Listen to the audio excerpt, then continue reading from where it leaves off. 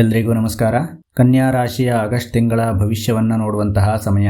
ಇಲ್ಲಿ ನಾವು ನೋಡೋದಾದರೆ ಬುದ್ಧಿವಂತಿಕೆಯೇ ನಿಮ್ಮ ಶಸ್ತ್ರಾಸ್ತ್ರ ಆಗಿರುತ್ತೆ. ಈ ತಿಂಗಳು ನಿಮ್ಮ ಜ್ಞಾನ ಹಾಗೆ ನಿಮ್ಮ ಸಮರ್ಪಣೆ ನಿಮ್ಮನ್ನು ತುಂಬ ಮುನ್ನಡೆಸೋದಕ್ಕೆ ಅನುವು ಮಾಡಿಕೊಡುತ್ತೆ.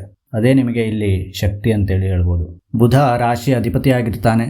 ತಿಂಗಳ ಮೊದಲ ಭಾಗದಲ್ಲಿ 12ನೇ ಮನೆಗೆ ಹೋದರೂ ಕೂಡ ನಂತರ ಲಗ್ನದಲ್ಲಿ ಶುಭ ಸೂಚಕನಾಗಿ ನಿಮಗೆ ಇರ್ತಾನೆ.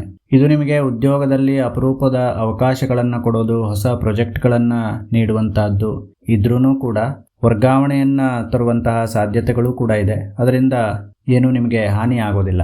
ಹಾಗೆ ಶನಿಯಿಂದ ನೀವು ಇತರರ ವಿರೋಧದ ನಡುವೆಯೂ ಕೂಡ ಶ್ರೇಷ್ಠತೆಯನ್ನು ತೋರಿಸಿಕೊಳ್ಬೋದು. ಒಂದು ಸೂಚನೆ ಏನಂದರೆ ಆತ್ಮವಿಶ್ವಾಸದಿಂದ ಕೆಲಸ ಮಾಡಿ. ಮಾತುಗಳಿಗಿಂತ ಕಾರ್ಯಗಳಲ್ಲಿ ನಿಮ್ಮ ಸಾಮರ್ಥ್ಯವನ್ನು ನೀವು ತೋರಿಸಬೇಕಾಗತ್ತೆ. ಬುಧ ಮತ್ತು ಮಂಗಳ ಲಗ್ನದಲ್ಲಿ ಇರೋದರಿಂದ ನಿಮಗೆ ಹೊಸ ವ್ಯವಹಾರಗಳ ಚಟುವಟಿಕೆಗಳಲ್ಲಿ ಚುರುಕತೆ ಇರ್ಬೋದು, ಚಿಂತನ ಶಕ್ತಿ ಇರ್ಬೋದು, ಕ್ರಿಯಾಶೀಲತೆ ಇರ್ಬೋದು, ಇದೆಲ್ಲವೂ ಕೂಡ ಕಂಡುಬರುತ್ತೆ. ಶುಕ್ರನೂ ಕೂಡ ಲಾಭದ ಮನೆಯಲ್ಲಿದ್ದಾನೆ. ಸ್ವಂತ ಉದ್ಯೋಗ, ಗ್ರಾಹಕರ ಸೇವೆ, ಸೌಂದರ್ಯ ಸಂಬಂಧಿತ ವ್ಯವಹಾರಗಳಲ್ಲಿ ಹಾಗೆ ಇನ್ನಿತರ ವ್ಯವಹಾರಗಳಲ್ಲಿಯೂ ಕೂಡ ಲಾಭವನ್ನು ನೀವು ಪಡಿಬಹುದು.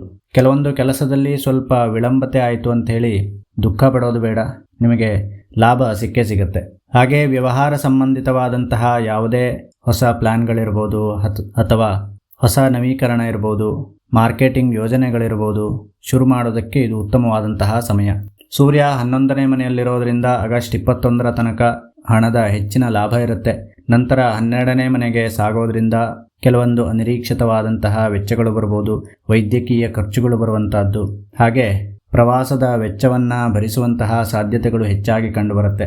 ಶುಕ್ರ ಲಾಭದ ಮನೆಯಲ್ಲಿರೋದ್ರಿಂದ ಹಣಕಾಸಿನ ವ್ಯವಹಾರದಲ್ಲಿ ಹೆಚ್ಚಿನ ಸಹಾಯ ನಿಮಗೆ ಸಿಗುತ್ತೆ. ಭಾಗ್ಯೋದಯವನ್ನು ನೀವಿಲ್ಲಿ ಕಂಡುಕೊಳ್ಬೋದು. ಒಂದು ಸೂಚನೆ ಏನಂದರೆ ಉಳಿತಾಯದ ಮೇಲೆ ತುಂಬ ಗಮನವನ್ನು ಹರಿಸಿ. ಭವಿಷ್ಯವಾಣಿ ನಂಬಿದರೆ ತಾಳ್ಮೆಯೇ ನಿಮಗೆ ಸಂಪತ್ತಾಗಿರುತ್ತೆ.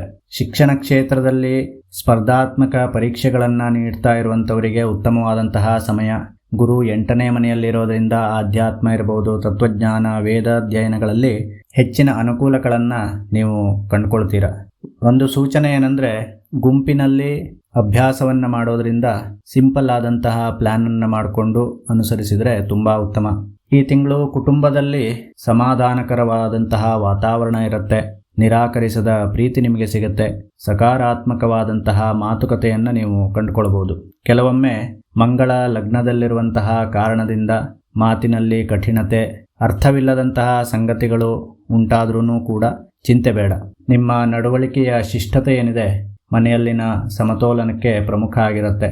ಒಂದು ಸೂಚನೆ ಏನಂದರೆ ಸಣ್ಣ ವಿಷಯಗಳಲ್ಲಿ ಕೋಪ ಬೇಡ, ಮಾತುಗಳ ಮೇಲೆ ಸ್ವಲ್ಪ ನಿಗಾ ಇರಲಿ. ಪ್ರೇಮ ಸಂಬಂಧದ ಅಧಿಪತಿ ಸದ್ಯದಲ್ಲಿ ಶಕ್ತನಾಗಿಲ್ಲ. ಹೊಸ ಪ್ರೇಮಕ್ಕೆ ಹೆಚ್ಚು ಕಾಲಹರಣವನ್ನು ಮಾಡಬೇಡಿ, ಇದು ಗೊಂದಲದ ಸಮಯ.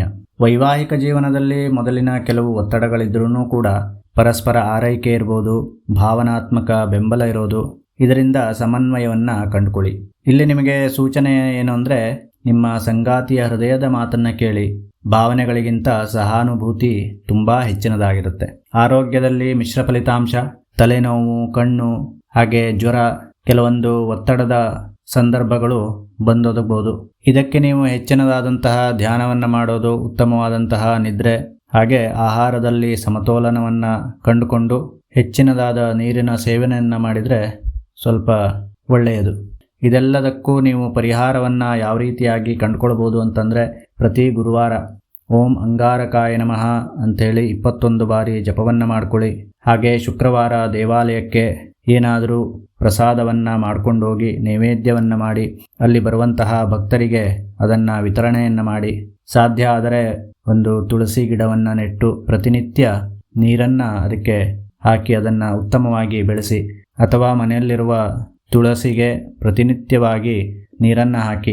ಕನ್ಯಾ ರಾಶಿಯವರಿಗೆ ಒಟ್ಟಾರೆಯಾಗಿ ಈ ತಿಂಗಳಲ್ಲಿ ಶ್ರಮದೊಂದಿಗೆ ಸದುಪಯೋಗವನ್ನು ಪಡೆಯುವಂತಹ ಕಾಲ. ಶ್ರದ್ಧೆ, ಜಾಣ್ಮೆ, ಶಿಸ್ತಿನಿಂದ ಈ ತಿಂಗಳು ನಿಮಗೆ ಶ್ರೇಷ್ಠ ಯೋಗವನ್ನು ನೀಡಲಿಕ್ಕಿದೆ. ಧೈರ್ಯದಿಂದ ಮುನ್ನುಗ್ಗಿ ತಾಳ್ಮೆಯೊಂದಿಗೆ ಗೆದ್ದವನು ನಿಜವಾದಂತಹ ನಾಯಕನಾಗಿರ್ತಾನೆ. ಕನ್ಯಾ ರಾಶಿಯ ಭವಿಷ್ಯವನ್ನು ನೋಡಿದ್ದೀರಿ. ಈಗ ವಿಡಿಯೋವನ್ನು ಮುಗಿಸುವಂತಹ ಸಮಯ. ನಿಮ್ಮೆಲ್ಲರಿಗೂ ಭಗವಂತ ಆಯುರಾರೋಗ್ಯ ಐಶ್ವರ್ಯವನ್ನು ಕೊಟ್ಟು ಕಾಪಾಡಲಿ ಅಂತೇಳಿ ಹೇಳ್ತಾ ವಿಡಿಯೋವನ್ನು ಮುಗಿಸ್ತಾ ಇದ್ದೀನಿ. ಧನ್ಯವಾದಗಳು. ಸರ್ವೇ ಜನಾಃ ಸುಖಿನೋ ಭವಂತು.